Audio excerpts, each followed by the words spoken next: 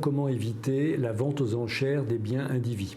Quand on veut sortir d'une indivision, on provoque un partage et quand on n'est pas d'accord, le partage peut être judiciaire et aller jusqu'à une vente devant le tribunal, une vente dite aux enchères. Depuis quelques années, il existait une procédure qu'on appelait en la forme des référés, qui est devenue la procédure accélérée au fond, qu'on appelle la PAF dans notre jargon, sur 815-6 du Code civil, qui permet à un président du tribunal qui statue en urgence d'autoriser toute mesure urgente que requiert l'intérêt commun. Et en 2013, la Cour de cassation a validé la décision d'un juge qui a autorisé un indivisaire à signer seul un acte de vente d'un bien indivis, que les autres indivisaires donc ne voulaient pas signer. Donc ça a été une véritable mini-révolution parce que ça permet de court-circuiter la procédure de partage judiciaire et de vente aux enchères. Cette procédure sur 815-6, elle n'est possible que lorsque deux conditions sont réunies. D'abord, l'urgence à ce que la vente intervienne et deuxième condition cumulative, à ce que cette vente soit dans l'intérêt de l'indivision. Et l'exemple classique pour ce type de situation, c'est une